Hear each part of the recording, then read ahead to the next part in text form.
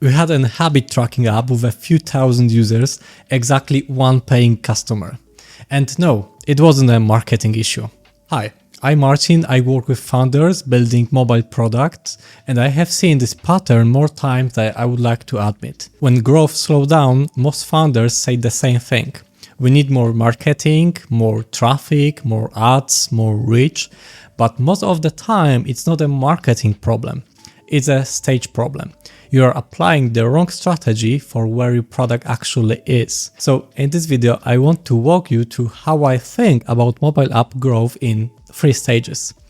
0 to 100 users, 100 to 1000 users, and more than 1000 users. Now, don't take these numbers literally. It's not about hitting 101 users and suddenly changing strategy. It's about understanding what kind of problem you're actually solving at each stage. Because each stage requires a completely different type of decision. And if you mix them up, you don't just slow down. You hide the real problem. So let's start with stage 1, 0 to 100 users. At this point, your job is not to scale. Your job is to understand. You should be getting your first users manually. Outreach, communities, DMs, personal network. Not because it doesn't scale, but because it gives you something ads never will, the direct feedback. And here's the uncomfortable part. Let's say 100 people inside your app. 60 of them never open it again after day 1. Another 25 disappear within the first week. You don't have a traffic problem, you have a retention leak. Now imagine you run ads, you bring 1000 new users, and what happens? You don't suddenly get product market fit. You just get 600 people leaving after day 1 and 250 more disappearing within the first week. The leak just gets bigger. And here's what I see founders do all the time. Instead of calling 3 users and asking what did you expect this app to do or what almost made you quit during onboarding, they open the ads dashboard because ads feel like an action. Conversations feel uncomfortable. But at this stage, retention is everything. If users sign up and disappear, it usually means one of 3 things. They don't reach the first value moment, they reach it but it's underwhelming, or there is too much friction on the way. And you won't discover which one it is by looking at install numbers. You discover it by watching someone use your app, by asking why they hesitated, by improving onboarding, by measuring activation and early retention from day 1. Running ads here often feels productive, but in reality you are just scaling confusion. And the more users you bring in, the more people quietly leave. If stage 1 is about understanding why people leave, stage 2 is about understanding why they stay. Now you have something valuable. Data, patterns, real behavior, and this is where growth becomes analytical. Let's say you have 500 users. You notice that 80 of them come back every week. That's interesting. Now the question isn't how do I get 5000 users? The question is what makes these 80 different? Did they complete onboarding faster? Did they use a specific feature in the first 24 hours? And you don't need a data science team to see this. Tools like Mixpanel or Amplitude show you exactly where users drop off and what the users who stay have in common. This is pattern recognition, and most founders skip it. They look at the downloads, maybe daily active users, but they don't deeply analyze behavior. At this stage, you are no longer validating the product. You are trying to make growth repeatable, and that requires a clarity. Clarity in positioning, clarity in messaging, clarity in who the product is actually for. If the people who stay are different from the people you are targeting, that's a positioning problem. Better traffic won't fix that. Clearer positioning might. This is also the stage where you fix basics, screenshots, app description, first-time user experience, not because ASO is magic, but because clarity compounds. Then you pick 1 or 2 organic channels, not 5, not 10, 1 or 2, and you run focus experiments. Because now the goal isn't prove it works.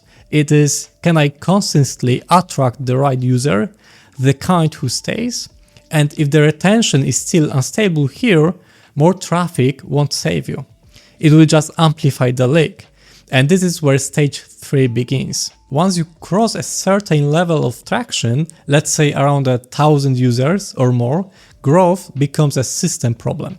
And this is where we made our mistake. We had a few thousand users in our habit tracking app. Engagement wasn't terrible. People were opening the app, using core features. On paper, it looked promising. But revenue? Almost zero. Exactly one paying customer. You can tell yourself a very comfortable story here. We just need more traffic.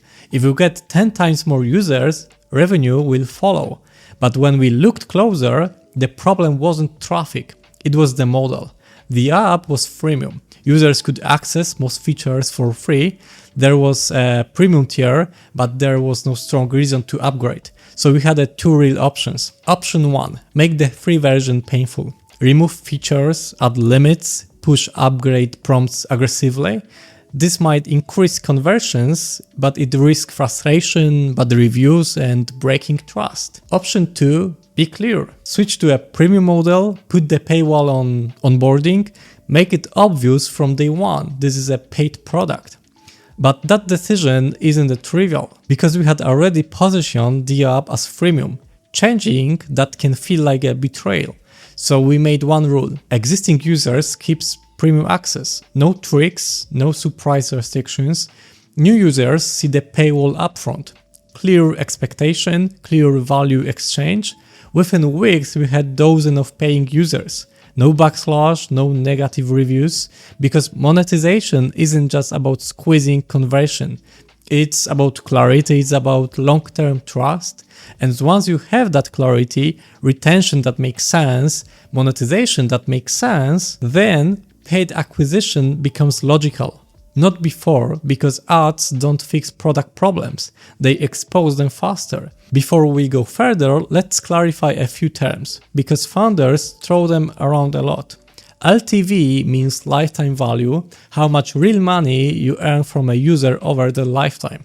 Not revenue, not projected revenue, actual net value. CAC is a customer acquisition cost, how much you spend to acquire one paying user, not install, not click, paying user.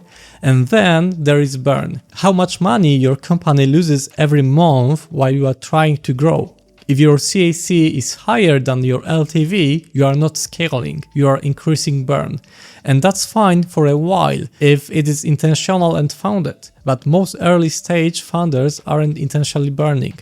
They are just unaware of the math. Let's make this concrete. Imagine your subscription is $10 per month. Apple or Google take around 50 to 30%. So you are not making $10, you are making maybe $7. Now factor in refunds, taxes, infrastructure, support time. Suddenly your real net revenue per user per month might be closer to $5. Now let's say your average user stays for 3 months. That's $15 lifetime value.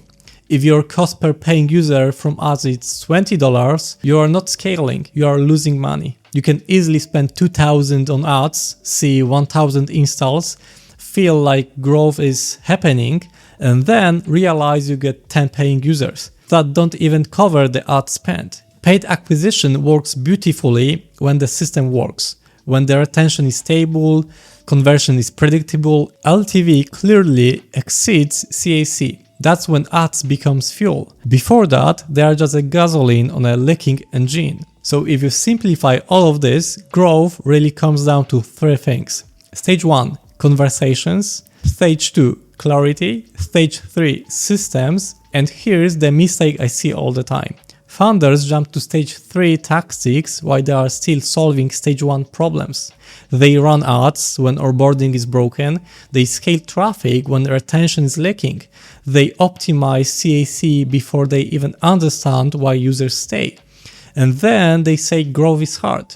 Growth is hard, but it's much harder when you're solving the wrong problem. So if you are building an app or you already have one, ask yourself, what stage am I really in? And if you are not sure, message me your app and your current numbers. I will tell you what I would focus on first. And remember, the best marketing in the world can't fix a product people don't want to keep using. See you in the next video.